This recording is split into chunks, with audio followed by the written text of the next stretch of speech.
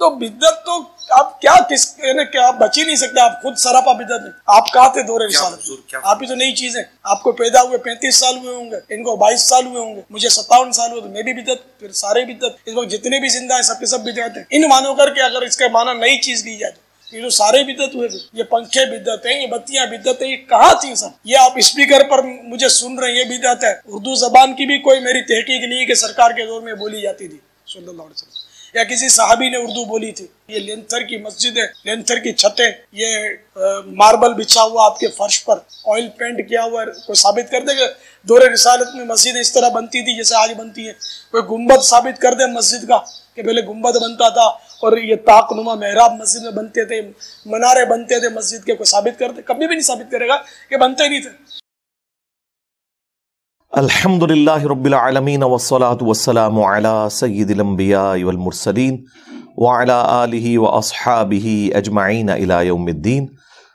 الحمدللہ آج 1 جنوری 2023 کو سنڈے کے دن ہمارا یہ پبلک سیشن نمبر 75 منعقد ہونے جا رہا ہے. آج ماشاء اللہ تعالی ہمارے اس سیشن کی ڈائمنڈ جوبلی بھی ہے اور 1 جنوری 2023 ہے. اللہ تعالیٰ اس آنے والے سال کو پوری دنیا کے مسلمانوں کے لیے بالخصوص اور باقی تمام انسانوں کے لیے بالعموم ایک خیر والا سال بنائے، آمین. اچھا، رات کو مختلف چینلز کے اوپر جو نیو ایئر کی سیرمنی ہے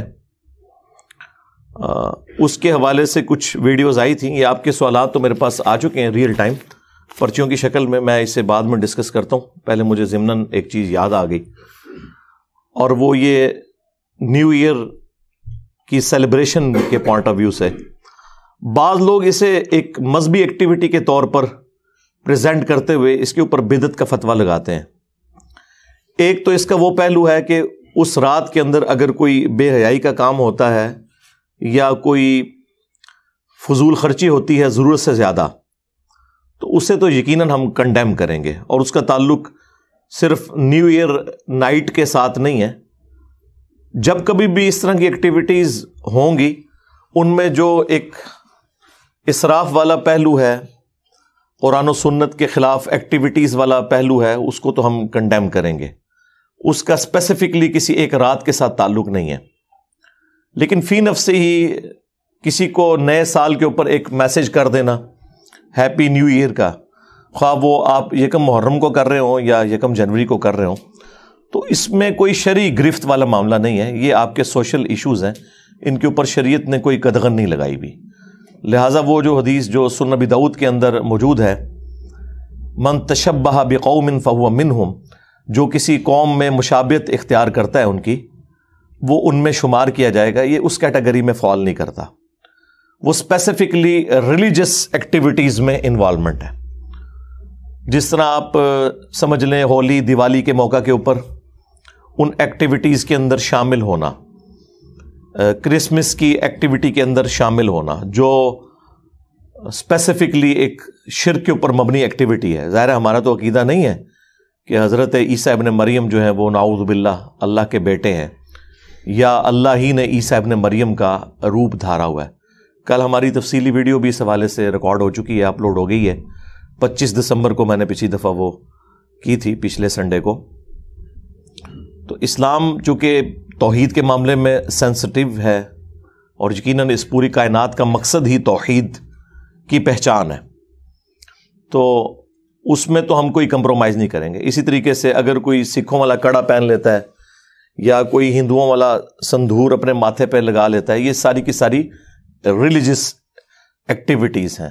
یا گلے کے اندر سلیب کا لٹکا لینا، ایک ٹائی پہننا، ٹائی تو اس کیٹیگری میں فال نہیں کرتی. ظاہر ہے ٹائی تو ہندو بھی پہنتے ہیں، مسلمان بھی پہنتے ہیں، کرسچنز بھی پہنتے ہیں، جوز بھی، اور ایک ڈریس کے طور پر ہے. اگر یہ ریلیجس ایکٹیویٹی ہوتی تو ویٹیکن سٹی کے جو پوپ ہیں انہوں نے بھی ٹائی لگائی ہوتی، وہ سلیب ہی لٹکائی ہوئی ہوتی ہے. اسپیسیفکلی جو ریلیجس ایکٹیویٹی ہے کسی بھی مذہب کی، اس کو اڈاپٹ کرنا یہ اسلام کے اندر حرام ہے، بدعت ہے اور قابل گرفت ہے. اور اگر شرکی کیٹیگری میں کوئی چیز چلی جائے گی تو وہ تو بہت زیادہ پھر خطرناک معاملہ ہو جائے گا دنیا اور آخرت کے اعتبار سے. اللہ تعالیٰ اس طرح کی ایکٹیویٹیز سے تو ہمیں محفوظ رکھے, آمین. باقی یہ کسی کی برتھ ڈے کے اوپر کوئی میسج کر دینا اس کو, یا نیو ایئر کے شروع ہونے کے اوپر کوئی میسج کر دینا, تو یہ ریلیجس ایکٹیویٹی نہیں ہے. اس کو خام خواہ ریلیجن کے ساتھ جوڑنا یہ بڑی سخت زیادتی ہے.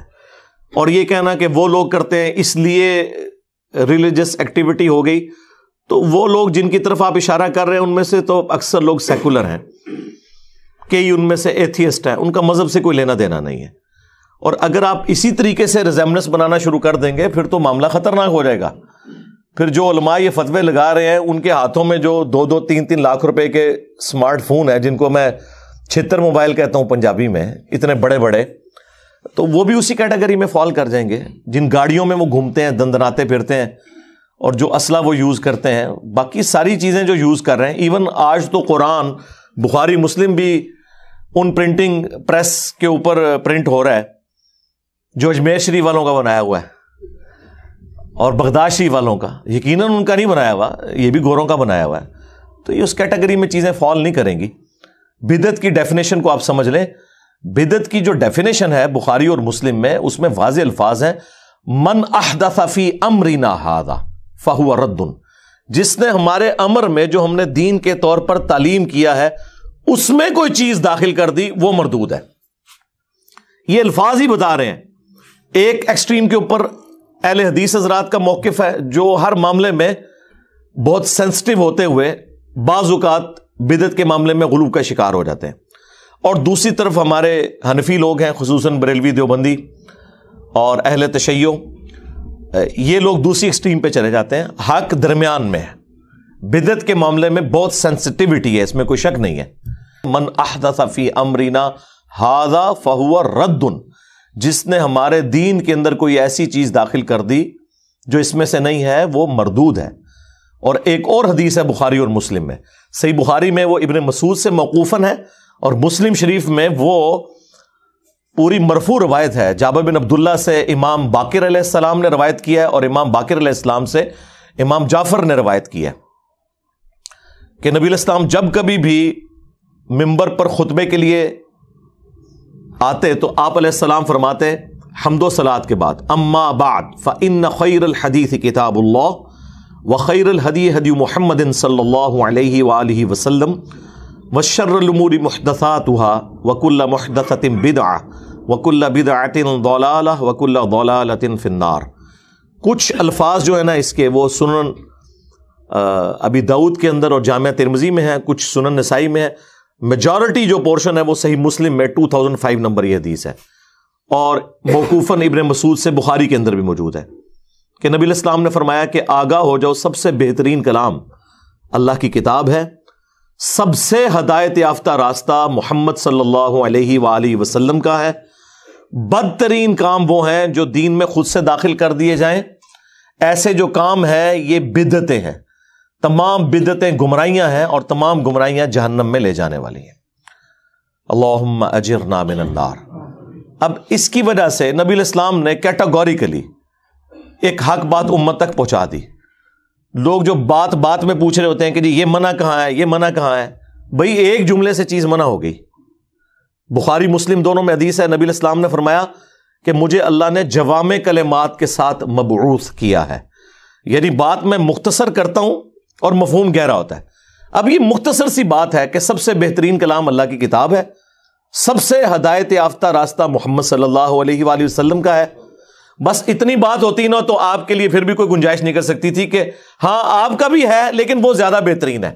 لیکن ساتھ جو کہا نا وشر الامور محدثاتها, اور بدترین کام وہ ہیں جو خود سے انوینٹ کر دیے جائیں, اور یہ کام بدعتیں ہیں, اور تمام بدعتیں گمراہیاں ہیں, اور تمام گمراہیاں جہنم میں لے جانے والی ہیں.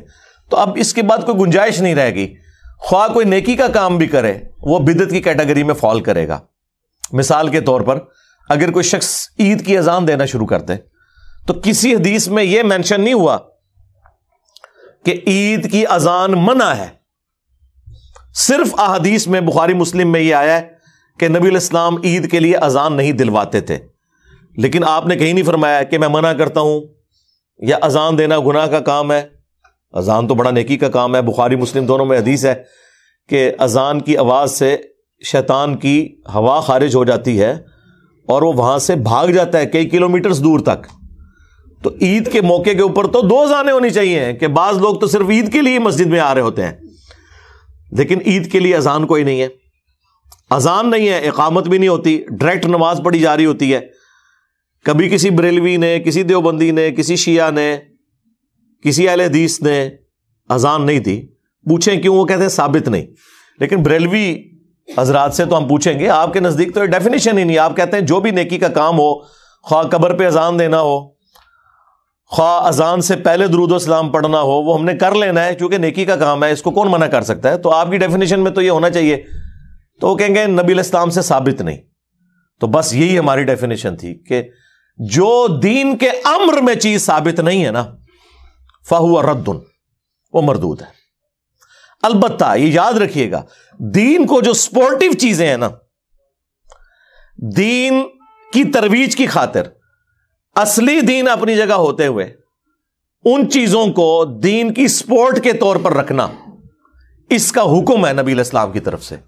اور وہ چیز ہے جس کی وجہ سے لوگ دھوکہ دیتے ہیں کہ جی مسجد میں قالین بچھانا، مسجد میں ایئر کنڈیشن لگوانا، مسجدوں کے مینار بنانا، اس میں محراب رکھنا، اسپیکر لگانا، یہ بھی تو نبی علیہ السلام کے زمانے میں نہیں ہوتا تھا.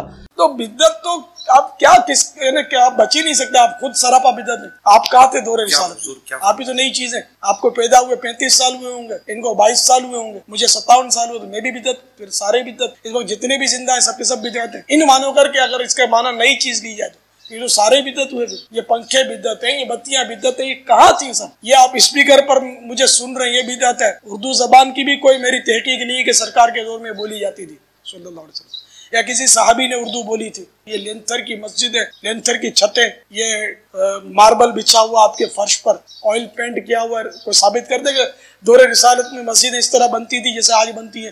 کوئی گنبد ثابت کر دے مسجد کا کہ پہلے گنبد بنتا تھا اور یہ طاق نما محراب مسجد میں بنتے تھے، منارے بنتے تھے مسجد کے؟ کوئی ثابت کر دے؟ کبھی بھی نہیں ثابت کرے گا کہ بنتے نہیں تھے. اور بھائی کوئی شخص نماز پڑھتے ہوئے یہ نیت کرتا ہے کہ اوپر اس قالین کے، نیچے اس پنکھے کے، سامنے اس اے سی شریف کے، منہ طرف خانہ کعبہ شریف، اس کا دین سے کیا تعلق ہے؟ اگر حج کے اوپر ہم بائی ایئر ٹریول کرتے ہیں، اونٹ پہ سفر نہیں کرتے، گدھے پہ سفر نہیں کرتے، تو حج کی ایکٹیویٹیز تو وہی ہیں. ایون وہاں پہ بھی صفا مروہ کی اسی طریقے سے صحیح آپ نے کرنی ہے، خواہ ویل چیئر کے اوپر کر رہے ہوں یا پیدل کر رہے ہوں.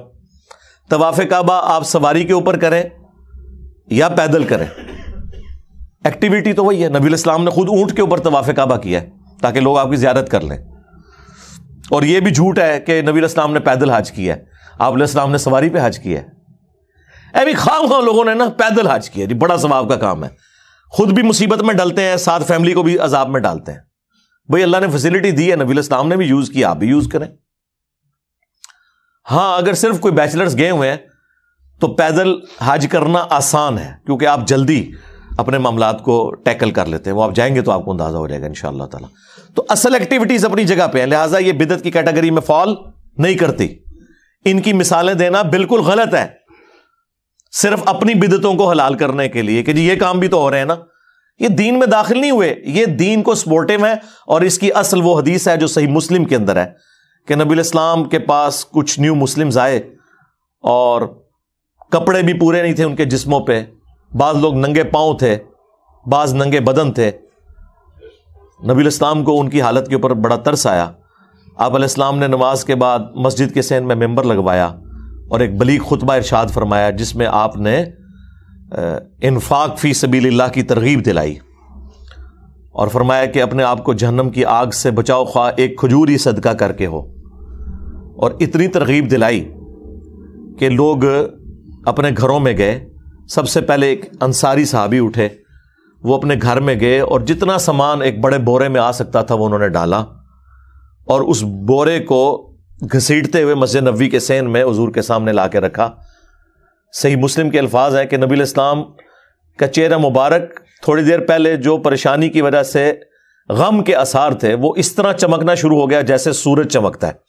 خوش ہو گیا آپ اور اصحاب کہتے ہیں کہ وہ انصاری اس بورے کو مشکل سے ہی اٹھا پا رہے تھے، وہ اتنا بھرا ہوا تھا. تو نبی علیہ السلام نے اس کی طرف متوجہ ہوتے ہوئے فرمایا کہ جس نے اسلام میں اچھا طریقہ جاری کیا، جتنے لوگ اس پر چلیں گے ان کا ثواب بھی اس کو ملے گا. کیونکہ اس بورے کو دیکھ کے باقی لوگوں میں بھی ہمت ہوئی کہ یار اگر یہ غریب آدمی اتنا صدقہ اور خیرات کر سکتا ہے تو ہم کیوں نہیں کر سکتے. تو لوگ دیکھا دیکھی اٹھے اور اس طریقے سے مسجد نبوی کے اندر ڈھیر لگ گیا سامان کا. تو پھر نبی علیہ السلام کا چہرہ مبارک سورج کی طرح چمکنا شروع ہو گیا. آپ نے فرمایا جس نے اسلام میں اچھا طریقہ جاری کیا، جتنے لوگ اس پر عمل کریں گے اس کا ثواب اس شخص کو ہوگا، اور جو عمل کر رہے ہیں ان کے اپنے ثواب میں بھی کمی نہیں ہوگی. یہ نہیں ہے کہ صرف اس ایک کو ثواب ہو رہا ہے، اس کو کلیکٹیو ثواب، ان کو انڈیویجول اپنی نیکی کا ثواب. اور جس نے اسلام میں برا طریقہ جاری کیا، جتنے لوگ اس پر عمل کریں گے اس کا وبال اس شخص کے اوپر ہوگا اور ان کے اپنے وبال میں بھی کمی نہیں ہوگی. لوگ کہتے ہیں نہیں ہم نے مولوی سے مسئلہ پوچھ لیا، ہمارے گناہوں کا بوجھ اٹھا لے گا. اللہ کے نبی علیہ السلام نے فرمایا نہیں، اپنا آپ نے خود اٹھانا ہے، البتہ آپ کے برابر ایکسٹرا بوجھ مفتی اعظم صاحب اٹھائیں گے جنہوں نے آپ کو غلط مسئلہ بتایا ہوگا. سارا بوجھ نہیں اٹھا سکتے، آپ نے اپنے حصے کا شیئر کرنا ہے. تو اس میں الفاظ ہیں سنتن حسنتن، یا آپ اس کو اگر عربی لنگوسٹک کے پوائنٹ آف ویو سے دیکھیں گے تو سنتن حسنتن، سنتن سیئتن، اچھی سنت اور بری سنت.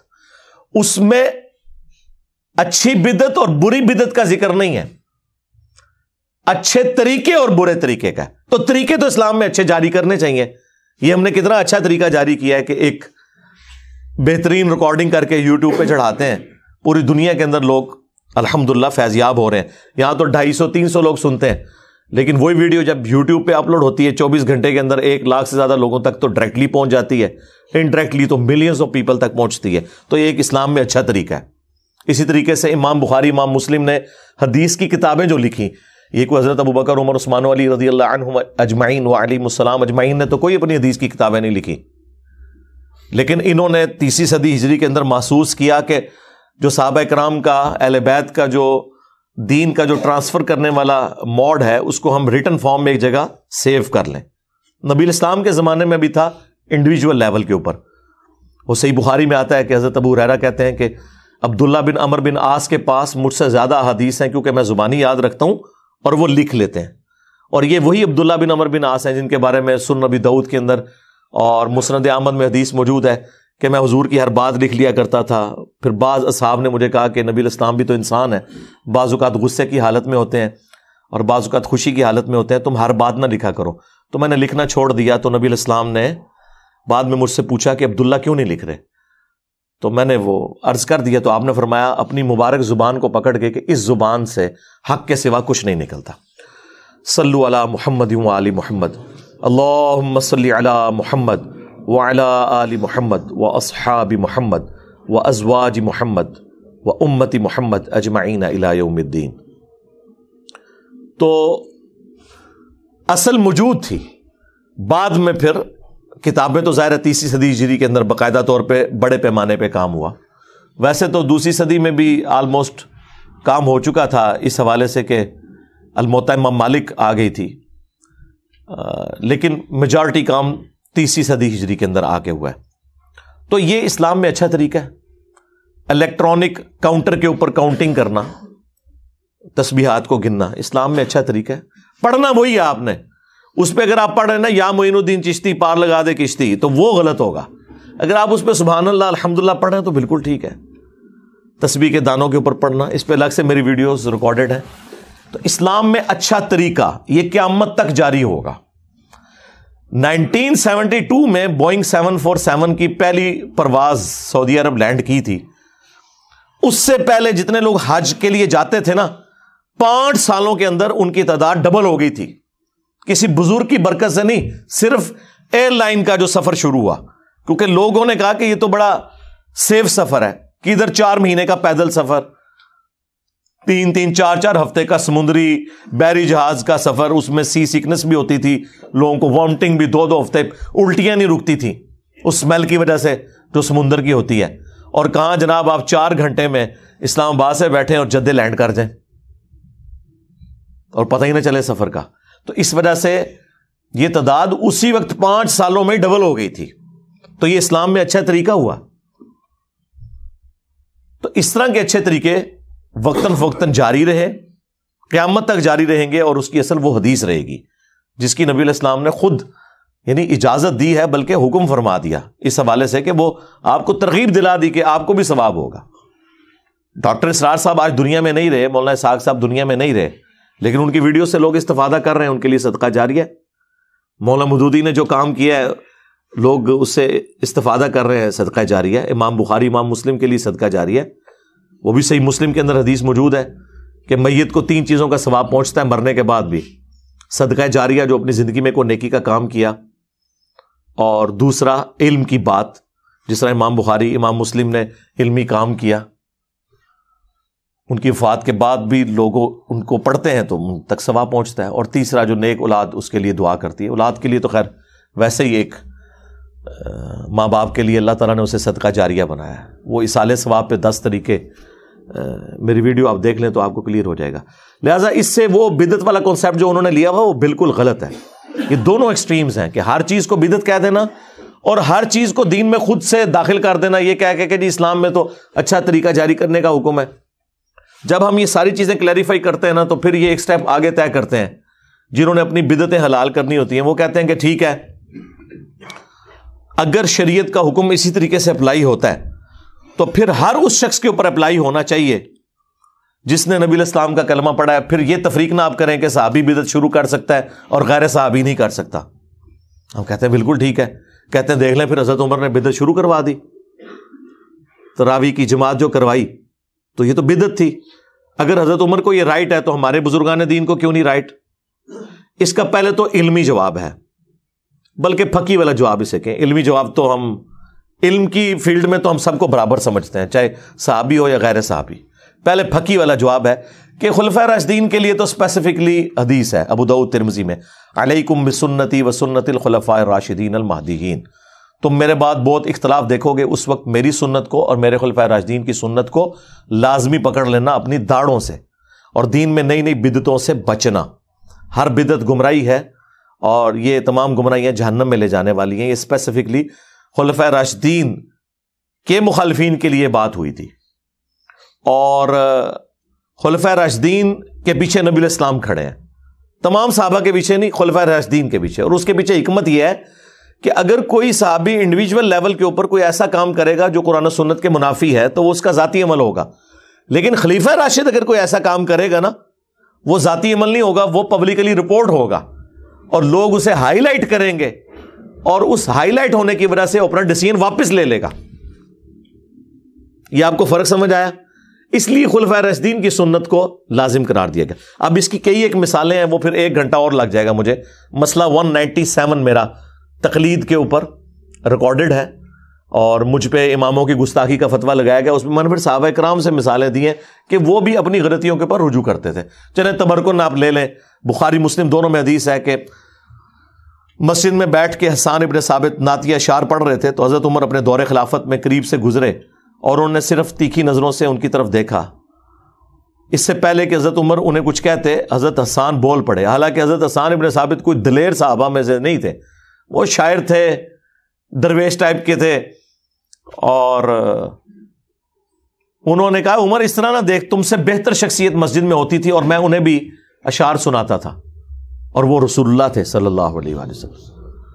تو حضرت عمر نے یہ نہیں کہا کہ تو مجھے دین سکھائے گا, میں خلیفہ راشد ہوں, میری بھی پیروی کا حکم ہے. آپ نے فرمایا کہ اپنی اس بات کے اوپر گواہ لے کے آؤ. اس سے یہ بھی پتہ چل گیا کہ حضرت عمر کو یہ حدیث نہیں پتہ تھی کہ نبی علیہ السلام نعتیہ اشعار سنتے تھے. تو اگر امام حنیفہ تک کوئی حدیث نہیں پہنچی تو کیڑی ٹینشن لینے دی لوڑ ہے تانوں. اچھا, پھر انہوں نے حضرت ابو ہریرہ کی طرف اشارہ کیا جو سامنے بیٹھے تھے.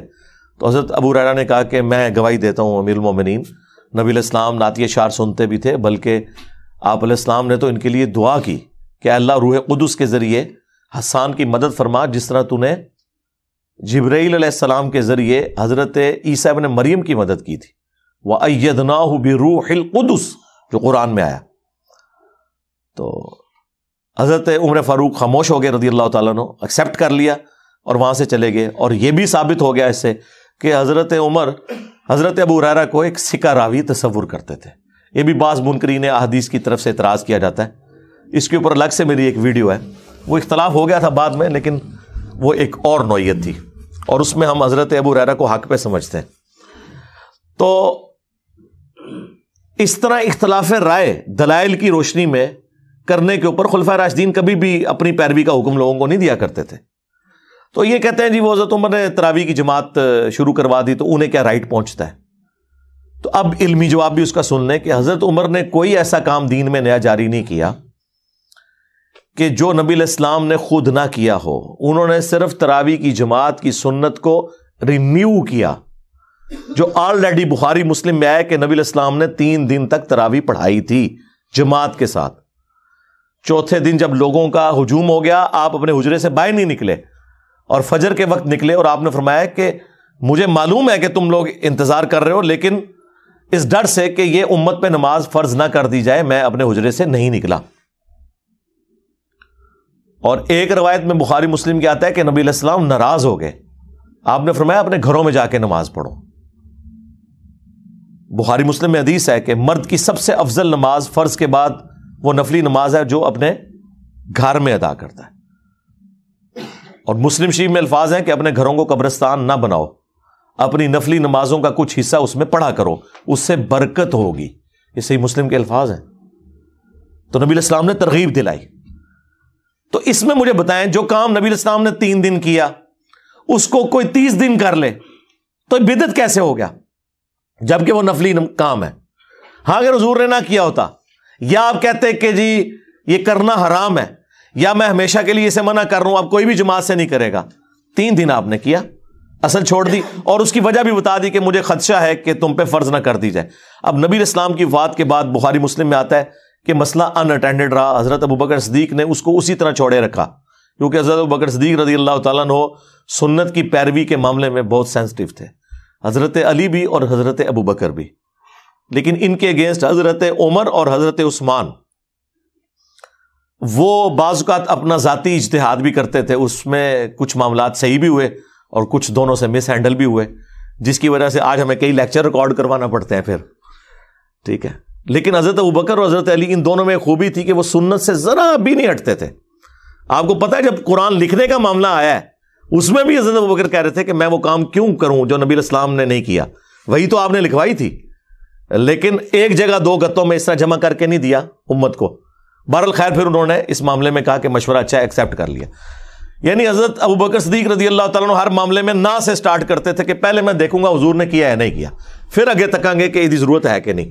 پہلے تو ہوگی نہ, پھر جب کاہل کوئی کر لے گا تو ٹھیک ہے وہ ہاں. یہ پوری تفصیل آپ کو بخاری میں مل جائے گی قرآن کی کتابت کے پوائنٹ آف ویو سے, جو جنگ یمامہ ہوئی تھی اس کے بعد. بہرحال یہاں پہ ان اٹینڈڈ رہا مسئلہ حضرت ابوبکر صدیق کے دور میں. حضرت عمر کے بھی بخاری کے الفاظ ہیں کہ کچھ عرصہ شروع کے کچھ سال یہ ان اٹینڈڈ رہا مسئلہ. پھر حضرت عمر نے ایک دن مسجد میں آئے, بخاری کے الفاظ ہیں, دیکھا کہ لوگ ٹولیوں کی شکل میں نا ایک ایک حافظ کو آگے رکھ کے تو نفلی نمازیں مختلف جگہ مسجد میں ادا کر رہے ہیں. اس کا مطلب یہ ہے کہ آلریڈی کئی جماعتیں مسجد میں ہو رہی تھیں, اس کو کوئی بدعت نہیں سمجھ رہا تھا, کیونکہ ہر بندے کو تو قرآن زبانی یاد نہیں ہے, اور اس وقت تو لوگ لکھنا پڑھنا بھی بہت کم لوگ جانتے تھے. تو ایک ایک مرضی کا حافظ آگے کیا, ایک کونے میں قرآن سن لیا. ان کے لیے تو قرآن ایک مزے کی چیز تھی نا, جس طرح آپ رات کو سٹوری سن کے سوتے ہیں کیونکہ آپ کی اپنی زبان میں ہے. ان کے لیے تو قرآن ان کی اپنی زبان میں تھا, وہ تو انجوائے کرتے تھے اسے. تو نبی علیہ السلام کی وفات کے بعد یہ ٹولیوں کا سلسلہ جاری رہا. پھر حضرت عمر نے کچھ عرصہ تو دیکھا اپنے دور خلافت میں, پھر آپ نے کہا میں ان ساروں کو ایک امام کے پیچھے کیوں نہ جمع کروں. تو پہلا جھوٹ تو یہ ہے کہ حضرت عمر کے اوپر یہ بہتان ہے کہ انہوں نے جماعت شروع کروائی, غلط ہے. کئی جماعتوں کی ایک جماعت کی جماعت شروع نہیں کروائی, جماعت خود حضور نے کروائی تھی صلی اللہ علیہ وآلہ وسلم, اور اس کو چھوڑنے کی وجہ یہ بتائی تھی تم پہ فرض نہ ہو. تو حضور کے بعد تو وہی نازل نہیں ہونی تھی, اس لیے صحابہ کرام اپنے اپنی ٹولیوں میں پڑھتے تھے. اور حضرت تمیم داری کو اور ابی ابن کعب کو صحیح بخاری میں آتا ہے حکم دیا کہ انہیں نماز پڑھائیں. اور الموطا امام مالک میں الفاظ موجود ہیں کہ انہیں حکم دیا کہ 11 رکعتیں پڑھائیں ان کو. 8 نوافل ہوتے تھے اور 3 وتر, 11 رکعتیں پڑھتے تھے. 20 والی روایت بھی الموطا امام مالک میں ہے، لیکن یزید بن رومان نے حضرت عمر فاروق کا زمانہ نہیں پایا، وہ منقطع روایت ہے۔ 11 والی روایت موجود ہے، الموطا امام مالک کے اندر بھی ہے اور مشکات کے اندر بھی انہوں نے نقل کی ہے یہ روایت۔ اس کے بعد پھر وہ تابعی کہتے ہیں، صحیح بخاری کے الفاظ ہیں کہ حضرت عمر ایک دن مسجد میں آئے اور لوگوں کو دیکھا کہ ایک امام کے پیچھے پڑھ رہے ہیں تو بڑے خوش ہوئے اور انہوں نے الفاظ بولے، نعم البدعۃ ھذہ، یہ کتنی اچھی بدعت ہے۔ یہاں بدعت سے مراد دین میں نیا کام نہیں تھا، ورنہ جب وہ یہ بول رہے تھے تو لوگ کہتے کہ حضرت اچھی بدعت کون سی ہوتی ہے؟ وہ ان کو پتا تھا کہ میں بدعت کن معنوں میں کہہ رہا ہوں، ایک سنت جو 3 دن تک تھی اسے رینیو کیا، پلس مختلف ٹولیوں والے اماموں کو ایک امام ان کے اوپر مقرر کیا ایک دین میں، یہ آپ سمجھ لیں یہ انہی معنوں میں تھی سنتن حسنتن۔ لیکن بدعت کا جو کہ لفظ انہوں نے یوز کیا اس سے لوگوں نے پلی لے لی کہ جی دین میں اچھی بدعت جاری کر سکتے ہیں۔ ہم کہتے ہیں ٹھیک ہے آپ بدعت کا لفظ بھی بول لیں، ہمیں کوئی اعتراض نہیں، لیکن کام آپ نے وہ کرنا ہے جو حضور نے خود کیا ہو۔ کرو جتنی مرضی بدعت کرو، لیکن اس کی اصل دین میں موجود ہو۔ یعنی نبی علیہ السلام نے کبھی سفید پگڑی باندھی، کبھی کالی باندھی، کبھی آپ نے ٹوپی بھی پہنی، کبھی سرخ چادر بھی رکھ لی۔ ایک بندہ پوری زندگی سفید پگڑی باندھتا ہے، ہم اسے نہیں کہیں گے تم جو ہے وہ گناہ گار ہو، اصل موجود ہے باندھو۔ ایک صرف کالی باندھتا ہے، کوئی اعتراض نہیں، کرو۔ نبی علیہ السلام نے ہمیشہ سفید کپڑے نہیں پہنے، آپ نے سبز بھی پہنے، آپ نے سرخ بھی پہنے، آپ نے کالے بھی پہنے، میری پوری تفصیلی ویڈیو ہے اس کے اوپر۔ لیکن ایک بندہ ہمیشہ ہی سفید کپڑے پہنتا ہے، ٹھیک ہے، ہم اسے کہہ دیں گے اچھی بدعت ہے، کرو۔ لیکن یہ بدعت اس لیے نہیں ہوگی کہ وہ ایک سنت ہے، ہاں اس اعتبار سے بدعت ہے کہ حضور نے ہمیشہ سفید نہیں پہنے تھے، آپ نے مختلف رنگوں کے پہنے ہیں، تو آپ ٹھیک ہے یہ کریں، ان معنوں میں کریں آپ جتنا مرضی، لیکن آپ اس کی اصل تو دیکھیں۔ میں اکثر کہتا ہوں ہمارا مقدمہ آپ انٹرنیشنل کورٹ میں لے جائیں، گورا بھی ہماری بات کو سمجھ لے گا۔ تم لوگوں نے اس لیے نہیں سمجھنا کہ تمہارے بابے تمہیں غلط دین بتا گئے، تمہیں یہ نظر آتا ہے کہ اب اس کی بات سنیں گے تو بابوں کا کیا بنے گا؟ بھائی بابوں کو چھوڑو، اپنی آخرت کی فکر کرو اور اپنا رشتہ اس شخص کے ساتھ مضبوط کرو جس کی قبر مدینے میں ہے۔ صلو علی محمد و آل محمد، اللہم صلی علی محمد وعلی آل محمد واصحاب محمد وازواج محمد اجمعین الی یوم الدین۔ اب اس غم میں اب زندگی گزارو گے تو یہ تو مسئلہ حل ہو گیا۔ پھر وہ کہتے ہیں جی حضرت عثمان نے بھی جمعے کی 2 اذانیں شروع کروا دی تھی، یہ اس سے بڑا جھوٹ ہے۔ جی بخاری میں لکھا ہے، سرکار کاش بخاری آپ نے خود پڑھی ہوتی، حضرت عثمان نے کوئی دوسری اذان شروع نہیں کروائی، وہ ایک ہی اذان تھی، 2 مختلف جگہ پہ ہوتی تھی۔ آج اگر ایک شہر کے اندر 10 اذانیں ہو رہی ہیں زور کی تو ہم انہیں 10 گنیں گے یا ایک زور کی اذان گن رہے ہیں؟ ایک ہے، 10 جگہوں پہ ہو رہی ہے۔ ہاں ایک مسجد کے اندر اگر ہو رہی ہوں پھر ہم کہیں گے تو حضرت عثمان نے ایک مسجد میں تو 2 اذانیں شروع بھی نہیں کروائی۔ بخاری کے الفاظ ہیں کہ جب مسجد میں لوگوں کا رش بڑھ گیا تو حضرت عثمان غنی رضی اللہ تعالیٰ عنہ نے بازار میں ایک اذان پیرلل میں شروع کروائی تاکہ لوگوں کو پتا چل جائے کہ مسجد میں آنا ہے جمعے کی نماز کے لیے۔ پیرلل میں شروع کروائی کیونکہ سپیکر نہیں تھا، اور نہ شیخ عبد القادر جیلانی تھے کہ ایتھے بہ کے سنن تھے، وہ غار معین الدین چشتی نے سن لیا جی، خراسان کے وہ پہاڑوں میں عبادت کر رہے تھے، انہوں نے کہا کہ آپ کا جو پاؤں مبارک میری آنکھوں میں ہے۔